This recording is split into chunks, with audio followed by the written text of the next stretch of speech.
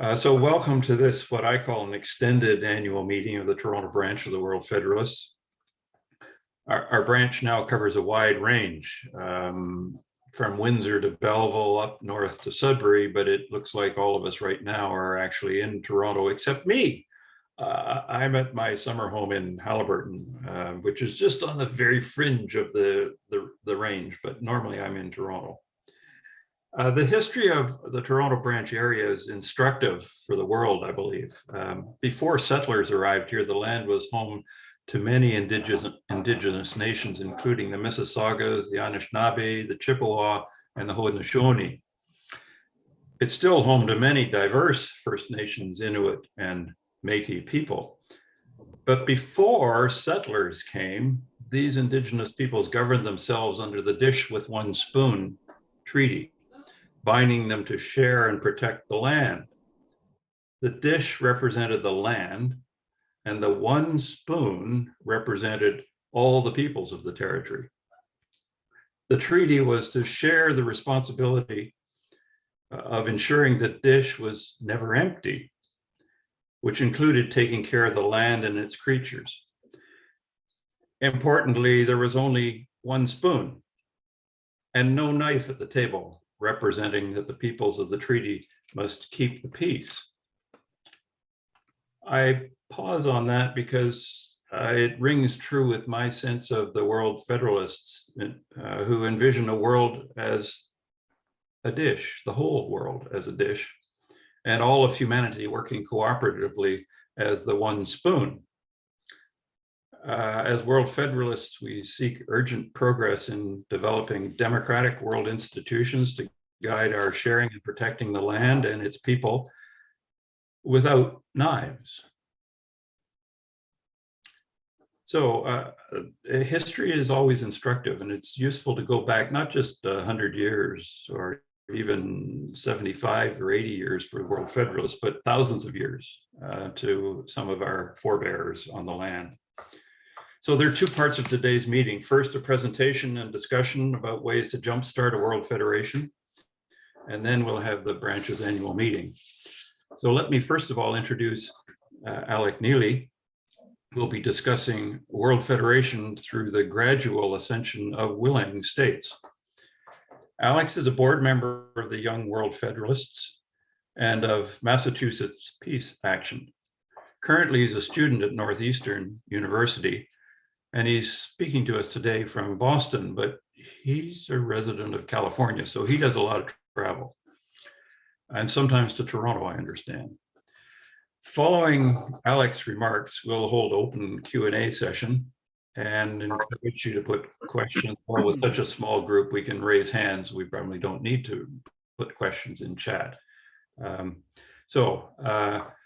I'll turn the meeting over to Alex, and I'll highlight you or spot you so everybody gets to see you front and center. And but you're going to screen share, aren't you?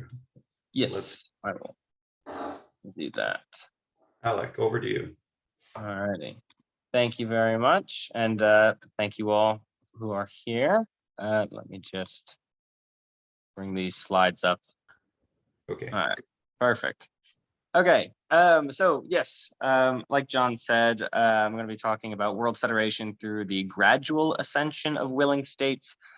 This is in contrast to trying to get most or all of the world to agree to a World Federation all at once and to unify simultaneously. And I will be arguing that I think this is the better way to go about it, is to start gradually, start where you can, and work your way from there. And then what we can do to kind of work towards that.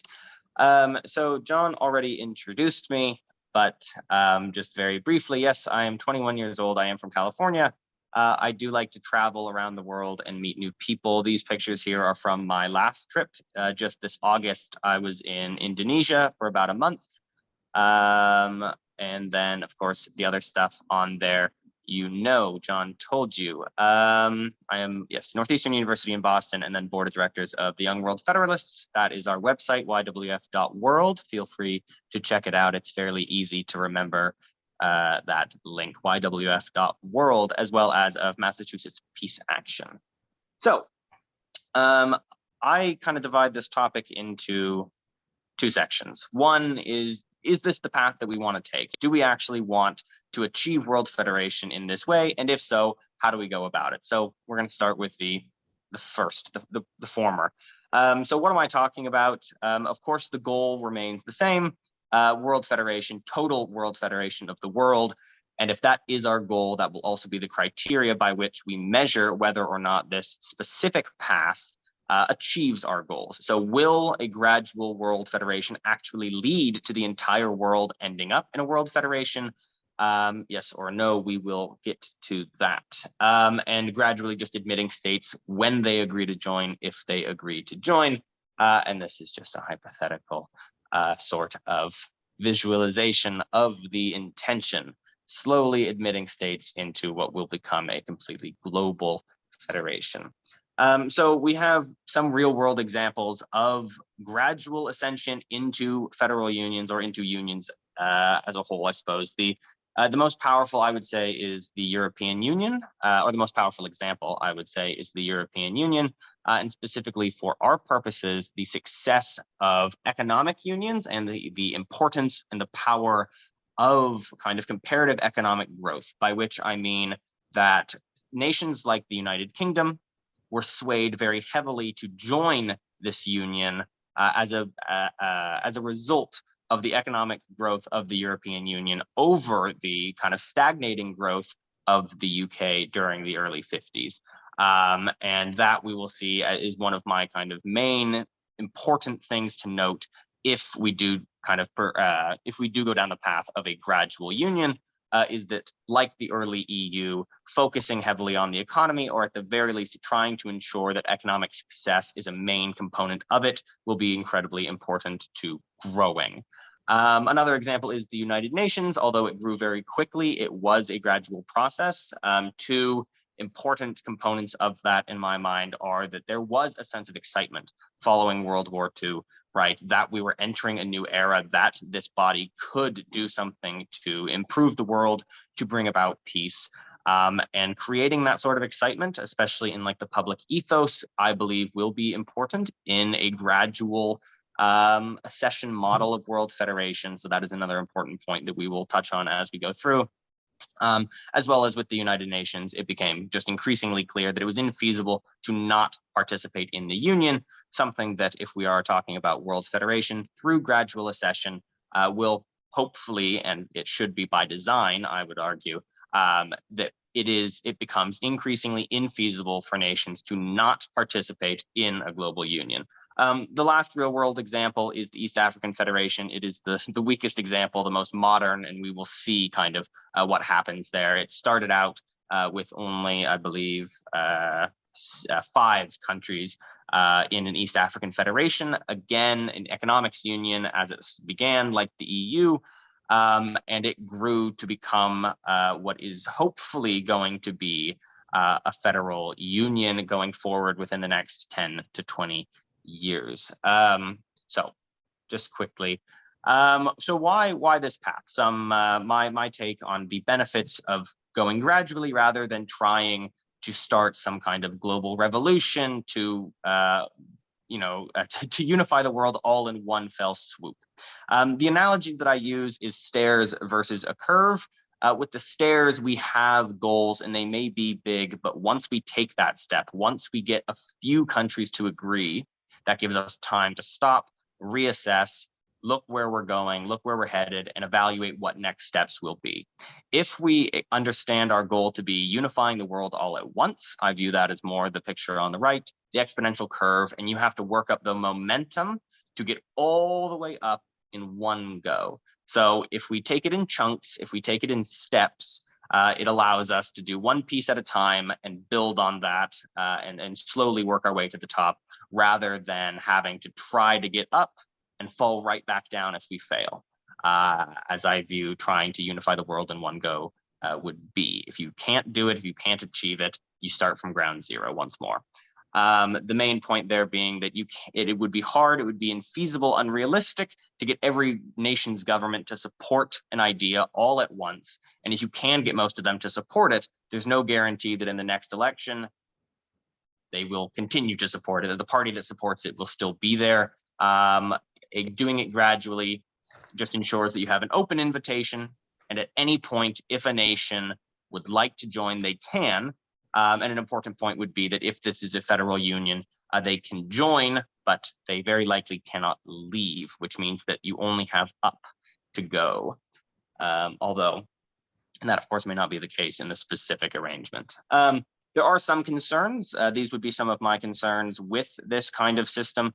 The first point is that the first countries in the union will get to determine its scope and structure. If it does have a written constitution, the first countries to agree to be a part of the union will get to determine what that is. They will determine the structure of the union. So it becomes very important that if you are starting with just a gradual accession of nation states over time, that those first nations are representative of the world as a whole, which leads to actually the third point. I probably ordered them wrong, which is that if you don't have that, if you do have merely a Western heavy union, Europe, Canada, the US perhaps, and that's your starting point, I would say that you are going to have a hard time convincing other parts of the world that this is anything other than modern day colonialism, imperialism. Even if that may not be true, they would have to join a Western dominated, Western dictated union. Life would be a lot easier in this method if you start off from a geographically, culturally balanced group of nations that you can then work from. So all peoples are represented in the original founding and the original structure of the union itself. Another concern that I have is just that richer countries may not see an incentive to join, thus leaving the union without enough resources to rapidly develop. Again, as I touched on with the EU, economic development and economic success I see as a very important part of the success of the union as a whole, and specifically the success of other nations wanting to join. The importance of economics cannot be understated in why nations decide to join such a union. So that would be one concern of mine, is that if it does become a union merely of poorer states, is that they won't be able to rapidly develop. Although I will say to that would probably just delay the growth of the union, not completely cut it off at the pass. So if we're looking at some of the effects and what this would mean for the growth of the union, the first effect of an international government is, in my mind, for the economy, international corporate regulation. So at the moment, we have no international government that can regulate the many international corporations that we do have. International corporations do act as an international body. They don't act as an American company overseas. They take advantage of every difference between every state, every nation in the world to play the game as best they can. And an international government, a one world government, would be able to more effectively regulate those entities. You wouldn't expect a city government to regulate a national corporation, can't expect national governments to regulate international corporations. So that effectiveness and the success of that, and again, a lot of this does rely on these, the things I'm bringing up being successful, but if an international government can successfully regulate international corporations, that becomes a large incentive for countries like the EU, countries like those within the EU, I should say, in terms of joining, as they are already trying to crack down on big tech, and they have for a long time been looking for ways to crack down on big tech. As well as I believe it's an incentive for poorer countries who don't like to be taken advantage of by these larger corporations to be able to join. I did add that it is not an incentive for tax haven states, as that would be kind of thrown out the window. The second component of this is international infrastructure development. This gets back to the economic components that I was talking about that I believe are probably the most important thing to guarantee that the union grows. So This would not only just increase the interdependence of states and thus bring the union closer together and ensuring its long-term stability, but in and of itself, economic prosperity can outwardly improve the world's view of you, as well as the world's likelihood to want to join. If economic growth in the union is larger than that of any individual country, and significantly so, you may see, I would say probably see, like with the UK and the EU, countries looking to join, as there would be growing political pressure, public pressure to join what is clearly such a great economic opportunity. The other part of that, specifically for poorer and underdeveloped countries, is that the immediate result of having a progressive tax system, which I'll get to in a second, and a global economy, is that parts of the world that have been otherwise overlooked would all of a sudden have an influx of resources to develop that region, to tie all the regions, all the states together with large infrastructure projects, which would bring those nations out of poverty slowly but surely, which would be a very powerful incentive for other underdeveloped countries. The next slide on the economy, as you can tell, I think the economic reasons here are some of the most powerful. One of the things that it would do, and this is a bit of a concern, is that it would lower barriers for corporations to work, staff, manufacture anywhere they like in the world.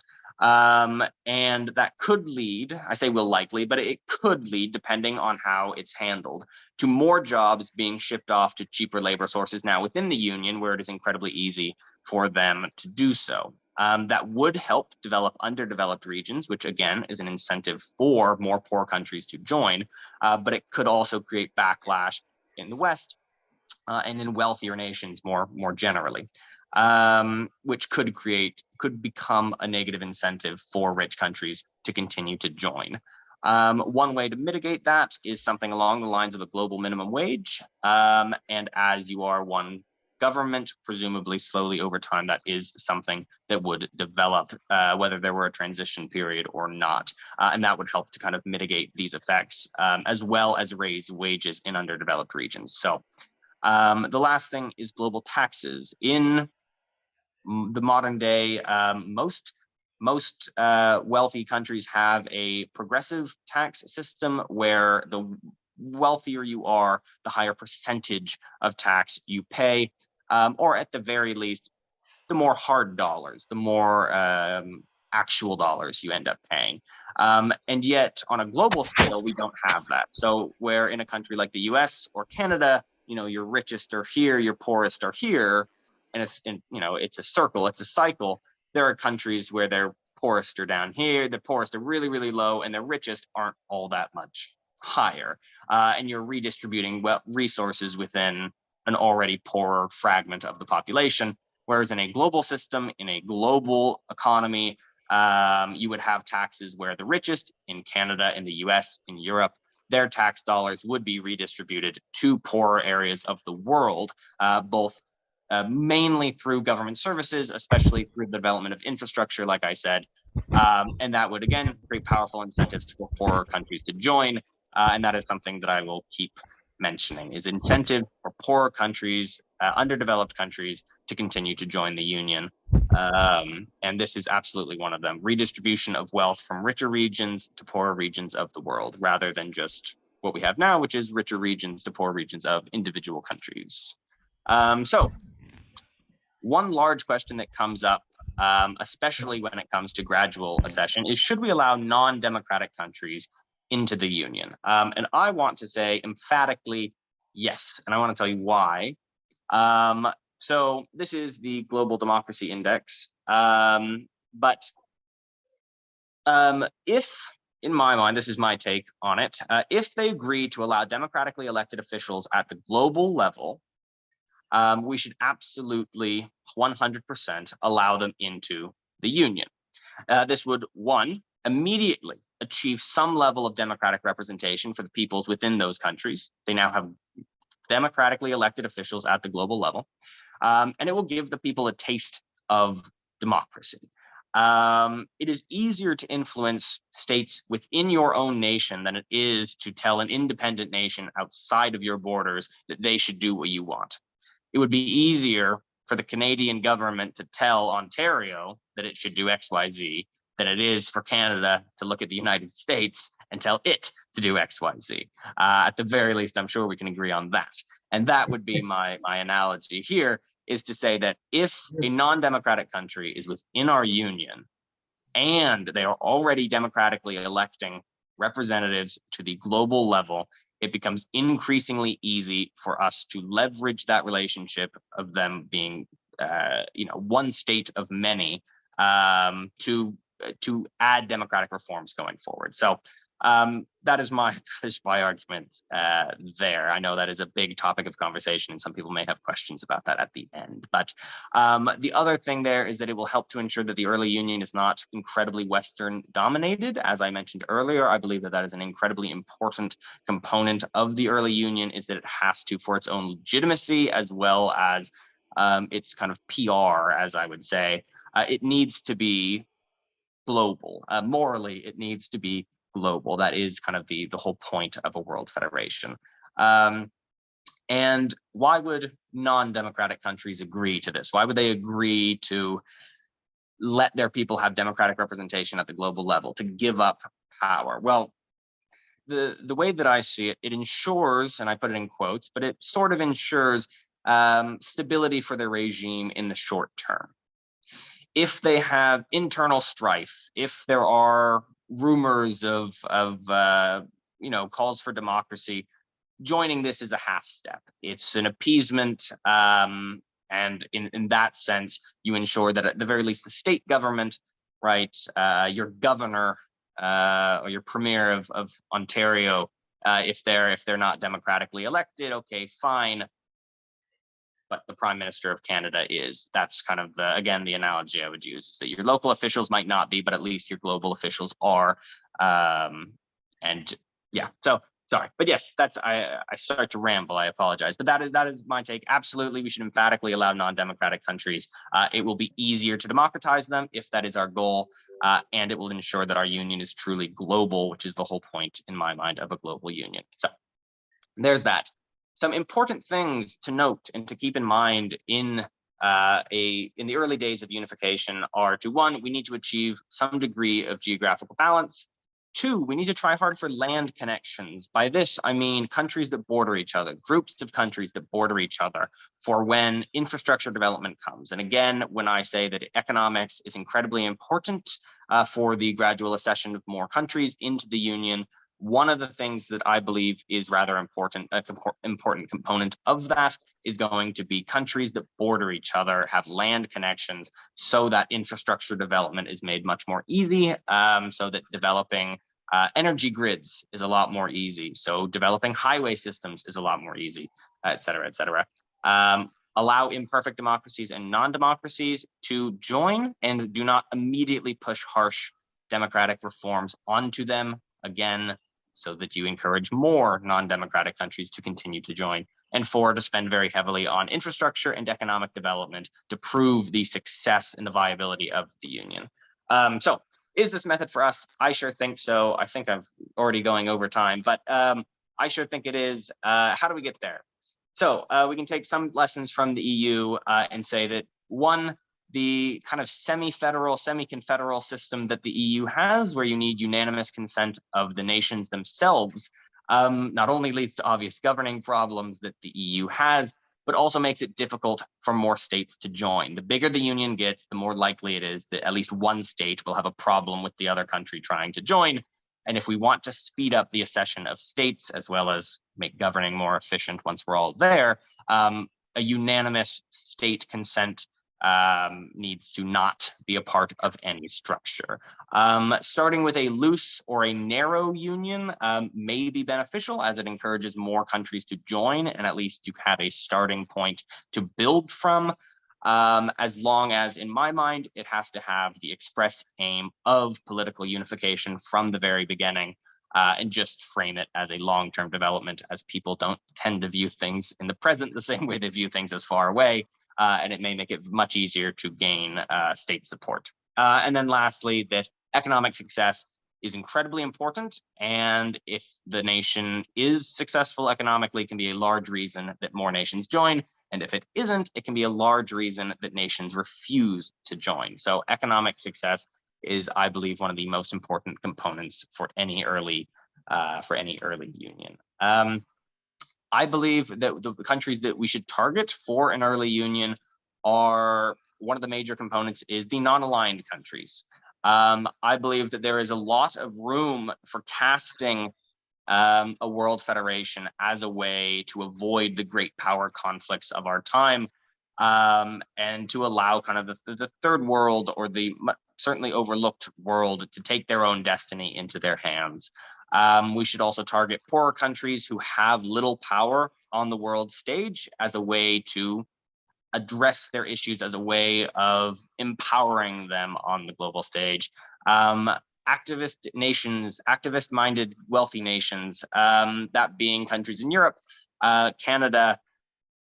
I will not call the US an activist-minded country, so not the US, but they grasp the importance of this global wealth redistribution, and the need for global development, as well as nations that are fond of disarmament. That is another big component of any global union in my mind. So that are my suggestions for that. So what do we do? And I'm almost through here, but what do we do generally as a movement? The work itself would not be much different than working towards a full world federation. It's just more targeted. So as we all know, the world is teeming with world federalists. Wait, no, sorry, let me rephrase that. As we all know, we are direly understaffed, and there aren't enough of us to try, in my mind, to mount to grow the momentum to unify as a world all at once. So what I believe, what targeting our outreach, what I was starting at a kind of, what's starting with a, why English got really hard all of a sudden. Why starting with only a few nations and growing from there works, I think, especially for this movement, is that it allows us to pool our resources into fewer locations.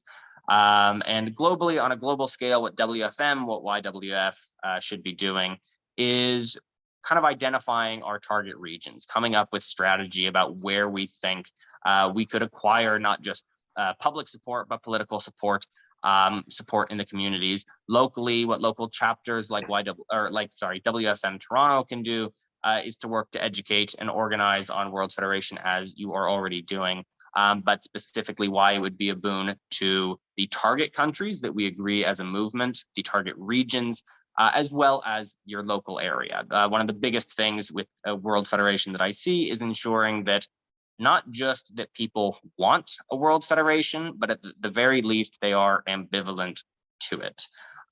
Change does not always come because everyone wants it. It comes because some people want it a lot, and most people don't hate it enough to stand against it. So that is just a note on that.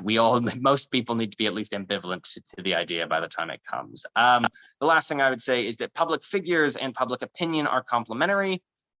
We need a two-pronged approach of trying to build a grassroots movement and using powerful people, famous people who already have that public support, and growing them off of each other. So politicians, celebrities, they can bring public opinion with them, and public opinion makes a lot of people, especially politicians, support something that they otherwise would not. Specifically, WFM Toronto, sorry, and this is the last slide, I promise. This is partly Toronto, partly global, but mostly what you can do in your own kind of work is, I would say, identify populations receptive to these kinds of ideas. And by that, I mean target groups. Are we talking about young people?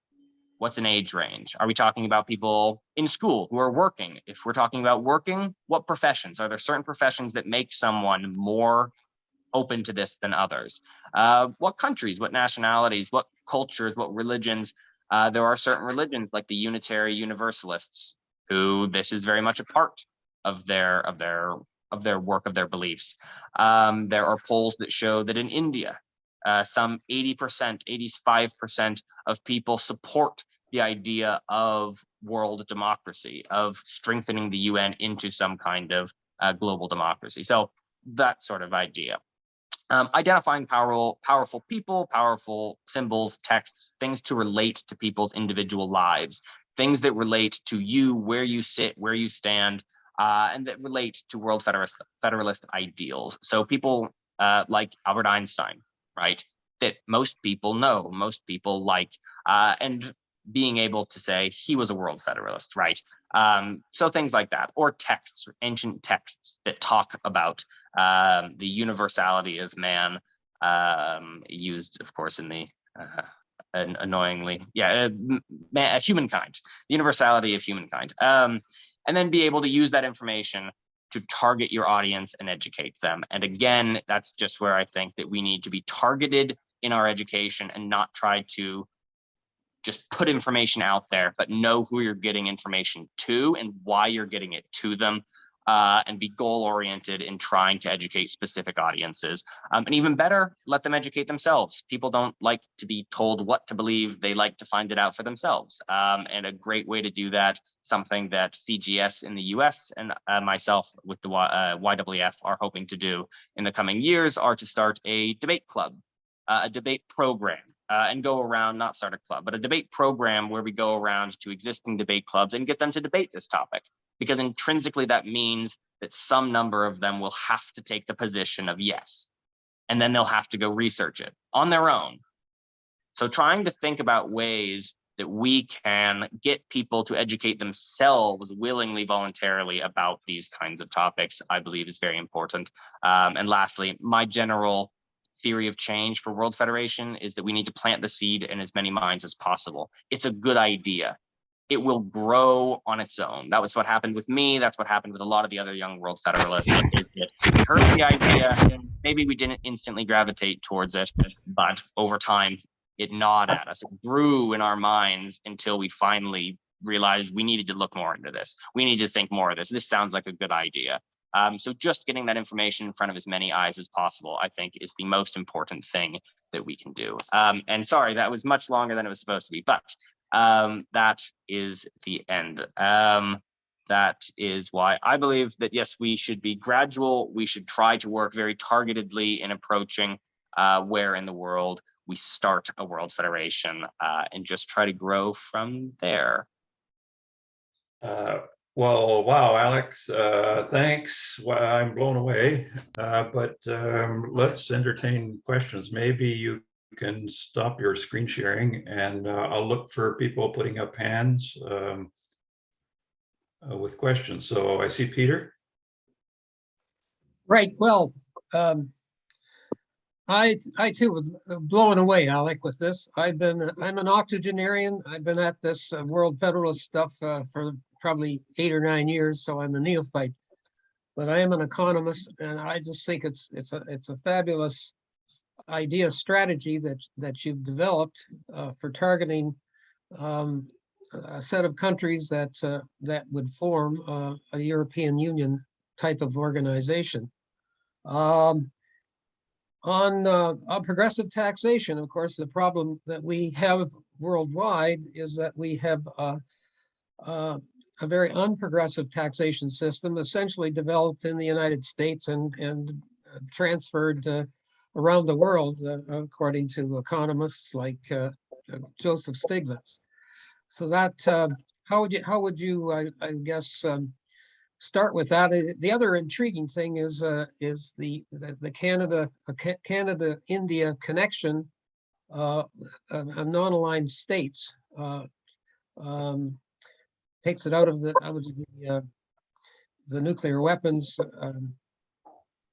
group, who are a big problem in peacekeeping. Anyway, those are my initial thoughts, but there's so much detail on strategy and change management that, as I say, I'm just blown away on it. Oh, thank you. In terms of taxation, let's see. I think some of it gets more into the policy of a global union rather than the structure. Personally, I would do away with sales taxes, because again, that is a regressive tax policy that hurts poor people more than it hurts rich people. So in something like a global union where wealth inequality is even so much more extreme, something like a sales tax asking really, really impoverished populations to just pay an extra 10-15% on what's already too much of your income doesn't make sense. But again, I think that may get into the policy of what the union would have to do. In terms of structure, I think by the very nature of it, even if it adopted one of our modern tax ideals, our tax systems, if it adopted the US or the Canadian tax system, I think it would still be far more progressive than the way the world works now. That so much money would be taken from wealthy countries. I say taken, so much money would be contributed by wealthier people in no matter what country they're in, that would then be reallocated to impoverished groups, impoverished areas in the form of infrastructure, in the form of healthcare services, in the form of whatever it might be, that even if the tax system doesn't change, right, there would be an incredible influx of money into those poorer regions where there isn't now. I think that's probably the best answer I could give you. As an economist, you may be able to help me craft a better answer, but that's what I got at the moment. Okay. I see Norbert and then Walter. Norbert? Alec, thank you. That was a really wonderful speech or presentation. Appreciate it. In terms of countries, both democratic and non-democratic, being a part of the group that joins the union, I certainly do agree with that. But two questions. Should we change the language? Because when we talk about democratic and non-democratic, and we say, for example, include China as non-democratic, should we change our way we think about it? Because Chinese do go and elect their local representatives, and there is a system of election that totally is different from ours, but people do go and vote for their whom they want at their local level, at least. And certainly, if you talk to the Chinese, that is the system they want. I guess if you go to certain places, there may be the Uyghurs and a few that are against it, but by and large, the Chinese are in favor of their system, and they're quite happy with what their system does. Another non-democratic country that I see is Saudi Arabia and the other Arab countries. They certainly are non-democratic by the way we think, but it is the choice of the people based upon their religion. They do not want the kind of system of government that we have. They want a system of government that is prescribed by their religion. So I'm afraid that when we talk about the democratic and talk about them as non-democratic governments, they get kind of demeaned, that we are thinking we are superior, they are inferior, and that may be a barrier towards forming a world federation. Any thoughts on that? I think it's a good point in terms of certainly communicating it, right? Communicating the idea. And fundamentally, I suppose, how I should put it, is that the union is open to all. It's open to all nations. It's open to all people, all nations, period, right? That there are no criteria by which to join, except that you agree to send representatives to a global something, right? And that if you agree to join at the beginning, right, you're going to get to help form what that looks like. But I understand exactly what you mean, especially in China. Yes, they do hold elections. In Cuba, which is also deemed, if you look at the democracy index that I put, it's one of like the darkest, reddest blotches on the map, and yet they elect some 50,000 local representatives for their neighborhood, right? Which is something that most of the world does not do. You have a local representative, you have a regional representative, you have many layers of representation that most of the world is not afforded that level of representation. And if you tell them that they are undemocratic and authoritarian, they will get rather mad at you, and understandably so, I would say. So yes, it is not meant to pit non-democratic against democratic or whatever metrics you want to use. The point that I suppose I was thinking more along the lines of is that one thing is often brought up is should what the West considers non-democratic countries be led into a union. And I like the point you made that, you know, that it's different than ours, but it is still what they want. It is still, or at least in some degree, I would say. But just because it is different does not mean that it is wrong necessarily. And if we are thinking of a global union, if we are talking about a world federation, I think one of the biggest things we need to make sure that one of the pitfalls that we avoid is saying that, well, our global union is really going to be modeled after Europe. It's going to be modeled after the Dutch system, the Danish system, whatever system someone might like, right? And then be repulsed by Eastern values, Eastern ideals of government. So it has to represent, and this gets back to where I say that, you know, geographic balance in the early union is important because it will define the structure. So in that way, yes, the voices of people from China, to your example, do need to not just be invited into the union, but invited in to be a part of devising how we as a world are going to govern ourselves. I see Walter and then Rose. Right, Alex, thanks very much for your inspiring talk. It's great to hear it coming from youth thinking about these ideas that we've been pondering for decades.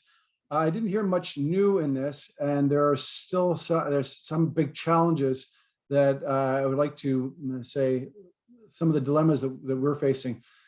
So there's no doubt that a world federation would have to grow by nation states going on. So I think it's kind of like a straw man thesis that you have, because naturally you're going to build a world government by that means. I don't know what other means you have. When you talk about revolution, I had no idea what the alternatives are. So I'm interested in what you think are the alternatives. And the alternative that I've been working on for 40 years, since I started with World Federalists in the 1980s, is strengthening the United Nations. So one question would be, what do you see that would be in this World Federation that the UN doesn't have, or that couldn't be strengthened by an order that was an organization that was created out of 2 world wars, that had the political will in 1945 that we do not have today, nowhere near the kind of political will we have to create a binding Security Council in the world today. So it seems to me that obviously we should pursue different routes, and we should definitely be exploring them like you have, but strengthening the UN is a much more fruitful way of getting progress rather than starting something from scratch. So I'll leave it at that, but love to dialogue with you more on these issues and discuss a world parliament and how you do the binding businesses and the US proposal for a minimum global tax, income tax, and the kind of issues of regional expansion of governance like the EU, then the African Union started similarly, and other regions, and then getting a union of regional unions. Right. So I'll start with the first part, which was like, what are the other paths? And I would say that among people my age, the idea of revolution is not the most uncommon thing. It is certainly not the majority. It is not even a plurality. It's not close to it. But if you think that the young people aren't there going, come on, let's just burn it down and build what we want, there are certainly those among us who are, even though I am not amongst them. The idea that we would do it all at once. So that would be one of 2 things. It tends to be more of a theory argument. And again, I'm basing only things off of conversations with other young people within our kind of Young World Federalists forums and stuff like that. And people saying that kind of it isn't legitimate, it isn't a union until everyone is in it, and we can't start with just a few nations and then kind of colonize the rest. Everyone has to come together, and that kind of argument I think is flawed, just because we will never quite get to that point. So also then this is going to kind of answer the first and the second part, I think, of your question, I hope, about the UN. So I am not opposed to UN reform, not in the very least. I think the UN is a great institution, and I think that pursuing world federation through reform of the UN is an absolutely fantastic path to go down. In fact, this October, we will be holding a Young World Parliament event in New York City. We will also be holding events in Brussels, Nairobi, and somewhere in India to be determined. However, the main event is going to be in New York, and that event is focused on everything from the UN to World Federation. We will have video submissions from a former UN General Assembly president, as well as from the current UN envoy for the youth. And we have multiple UNAs going to be present, and it's going to largely focus on kind of UN reform and trying to tie everything from the UN to World Federation in one trajectory, in one line. I'm very much receptive to like the UN and UN reform and going down that path. And I would say that I don't think that and what I was talking about are mutually exclusive. Basically, how I think about it is that you can get to the point of some nations in a federal union through UN reform. And the thing is, it just depends on if you pursue UN reform and you get to the point where you're on the precipice of federalization. Again, still, you're going to face the challenge of not every country wants to be a part of your union. Not every country wants the UN to become a federal system. And at that point, I would say just don't hold off until those countries do want to do so. Do it. Like federalize, whether that kind of you call it the UN, whether it's a bill or a constitution that abolishes the UN and starts its own thing, whatever it might be. Just that we can't wait around for consensus. We can't wait around like global consensus in every single country. The countries that join, I do support popular sovereignty, and people deciding their own fate. So hopefully the countries that join, the people actually want it. But we can't wait around for every government, every country. We should start as soon as possible, prove that it's effective. And one of the ways to do that, yes, absolutely, would be UN reform. I'm not exactly sure how the logistics of that would work, as presumably UN reforms are going to affect every country in the world. However, from that, if you can identify nations that were willing to grow closer in their own blocks, I would say support it. If you can find countries that are willing to form something like an economics union, support it.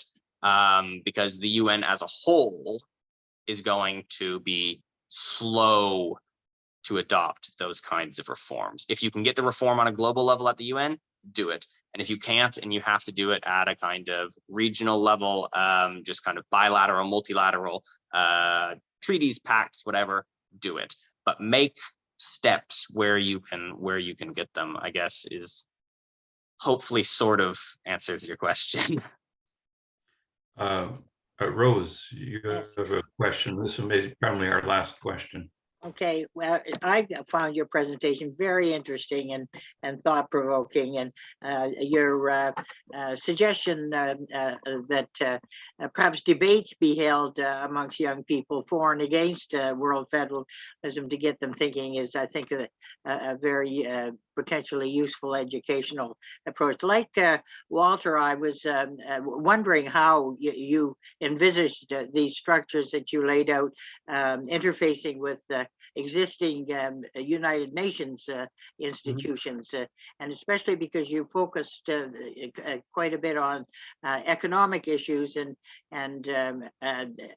it seems to me that these days economic theory and practice and speculation as to where this is going to go is very much intertwined with environmental and ecological issues, and you didn't say anything about that. And the UN, of course, is doing their best in one way or another with the upcoming COP in Egypt and so on. So I wouldn't mind a comment from you on that. But we know the Queen just died. Here's another thought that came to me as I heard you talking earlier about the importance of getting countries with diverse backgrounds. In other words, if we just have the US and Canada starting something, some of the poorer countries will feel that this is another strategy that smacks of colonial roots. Well, and of course, those that feel there's something useful about the existing Commonwealth as a club of nations and so on, are reminded by some of the poorer nations now that this is based on colonialism and the money was made on plundering and things of that sort, piracy in the case of the royal family and so on. But hearing at least one interview earlier today on television, there was this analyst from Nigeria originally, now living in England, saying that there's a strong case to be made in her view that the Commonwealth no longer is necessary. In other words, for countries to thrive. Well, of course, I think we would agree that from a World Federalist point of view, this is nonsense. Countries do have to come together. So it occurred to me that we might try to woo the countries within the existing Commonwealth that are pulling away for reasons of historic domination and colonialism and so on, that there's another more progressive way to belong to a club, so to speak. They are a diverse group of people. I mean, you've got countries that are first or second nation in wealth, like Canada, Australia, and then you've got some very poor countries. So there's diversity to be recognized in that context, I think. The proponents of the Commonwealth often point out that they are bound, or the Commonwealth countries are bound together by a mutually agreed upon a decision to be governed by the rule of law, which is a fundamental democratic principle. I mean, Commonwealth means is a takeoff on the rule of common law. So anyway, those are just some thoughts that have come to me, and I'd be interested in your comments. Okay, I will try to remember the different questions. The first about how do I envision the structure, was it? Okay. I will say that my kind of dream scenario is twofold for whether it's a reform to the UN or if it's just a multilateral group of nations taking this upon themselves outside the UN system to do, is twofold. One, proportional representation.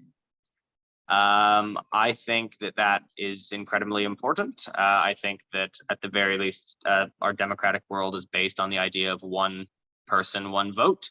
And if we are going to claim that everyone in the world's life is equal, we need to show that in proportional representation.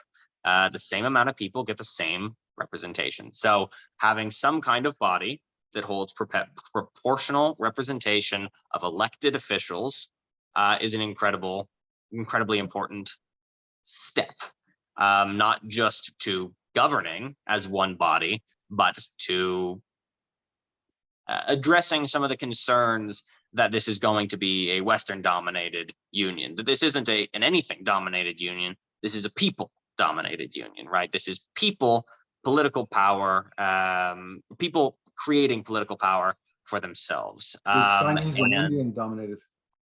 Huh? Chinese and Indian dominated because of the populations. Sure. If you say it's Chinese and Indian dominated, you get to about a third of the world's population between the two of them, right?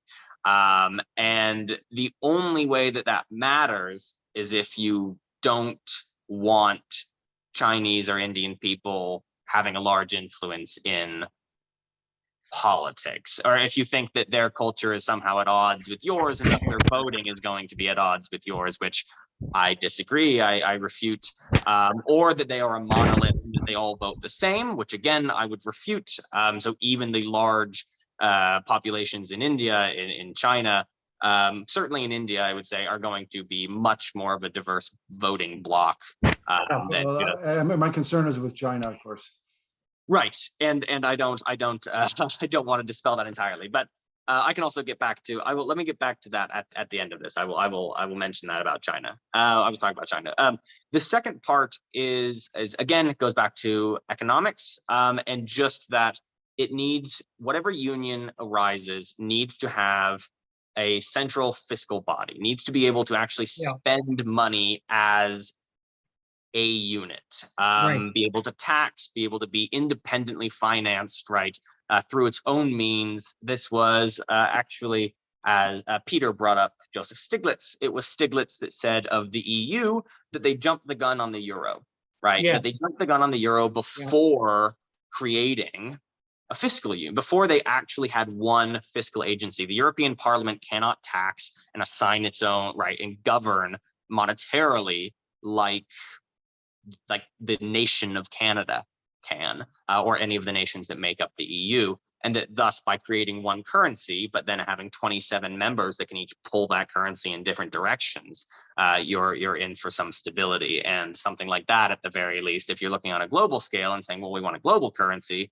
that is not going to be feasible, not in the slightest, unless you have a of the system, that parliament, whatever it might be, or whatever government form, they can independently tax, they can independently assign funding, and kind of fiscally govern as one entity, kind of above the state levels.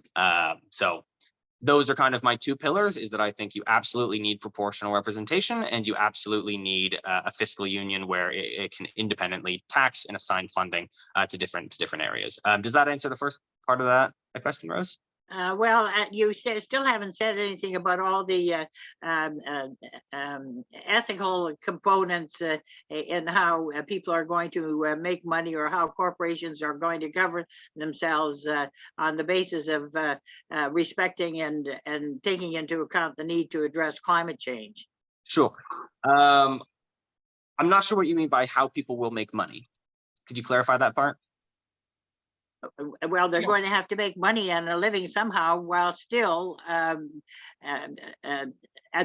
reducing carbon emissions. Okay, I see. So part of the large infrastructure development that I was talking about would have to absolutely be investment into green energy, especially in the underdeveloped world. So if we're talking about, we can actually look to India as a good example of that, and their current government has stated very plainly, very clearly, that they don't want to develop and have to redevelop 20 years from now, right? They're not going to develop with fossil fuels and then realize that, okay, we now have to do it all again. They are spending now on trying their best, however good you think they're doing. That is a goal of theirs, to develop now for the future, for the technology of 2050, of green energy going forward. Leapfrog that would have to be what that big infrastructure development, economic development would be in a union like this. Is very climate heavy, absolutely. And green technologies could lead to a lot of manufacturing jobs, as well as technical jobs in the currently underdeveloped world, where a lot of these green energy sources could be set up and maintained, and all those sorts of things. So in terms of that, you asked about corporations regulating themselves, and I'm confused because I've never heard of a corporation regulate itself. Well, there's always Exactly. a double regulation, corporations regulating themselves never has worked and cannot work. I mean, there are certainly professions that are self-regulating, for better or for worse, and it isn't always that successful. Well, this would come with some government regulation. I'm not an economist. I don't understand this as well as perhaps some of you do, but there are certain criteria that are set out by, for example, the World Bank or the International Monetary Fund through the United Nations. Don't they have some criteria as to how corporations behave? Or the World Trade Organization, that so that none of that applies, or could it, or should it? And then there's been things like the Tobin tax that has been considered over the years as a way of leveling the making sure the poor get more of the economic pie. Rose, I think we should move on here. I can see debate going on for a long time here, but Peter, you just put up your hand again. Is it brief? Yeah, okay. Yeah, very briefly. I think the centralization of tax and economic policies is the key to the success of this thing, and it will work better. The problem is it won't work at the UN now because, as Trent points out, the US and the big nations will not support it. This other way that is suggested, there will be independent tax revenues in the federated organizations. They could be linked to the United Nations and get some of the reforms in effect done that John Trent has proposed. Anyway, that's all I'll say for now. Let's leave it for Alex to make concluding comments here based on everything he's heard, and not answer all the questions necessarily, but last thoughts, Alec. And Yeah, I'll try to. I do want to very, very briefly try to answer Walter though about China, and then I will get to that. I promise. I know I've taken up a lot of your guys' time, but for my take on China on giving them proportional representation is kind of twofold. It's one, if politically you're worried about China, I don't think the answer to that is giving up on representation, on the ideals of kind of one person, one vote, right? I would say that kind of moral democratic foundation has to underpin everything. And if not, you give up some legitimacy there. I would say in terms to try to quell any worries that you have, I would say is that in a system like a world federation or even a partial world federation, you do not, if in the understanding that, again, any nation that joins is allowing freely democratically elected representatives to some sort of elected body at the world level, that includes free campaigning, that includes free and fair, political advertising, those sorts of things that are encompassed in proportional or in representative, democracy. And in that understanding, I would say that you as an elected official could go to China and campaign. And I think pretty quickly you would see that, again, no population is a monolith, and you would see fractures. They're not all just going to fall in line and vote with the Chinese Communist Party or something like that if they have the opportunity not to. So I think very quickly it would probably be for a long time you would have like a large part of the population voting for the CCP, but potentially over the decades, over the years, especially as new generations come along and are introduced into a system where it is a multi-party system at the global level, you will see more and more fragmentation as you do anywhere else. So that would be my take on it. Maybe we disagree, but I would be more than happy to talk more offline about it as well, as I think it's a very interesting topic. I would just conclude very briefly by saying thank you to everybody, and especially for your questions and hanging out and chatting. This has been a lot of fun for me. I enjoy talking about this stuff. So if anybody wants to talk more, I will in a minute. I will send my email. I'll send my email in the chat. So if people have any other questions or anything like that, you guys can email me. Again, please feel free to go to ywf.world. We always accept visitors and donors and whatever you may wish. So ywf.world, you can check out some of what we're doing, especially you'll see links for the Week for World Parliament if you are interested in that. So thank you very much. I appreciate it.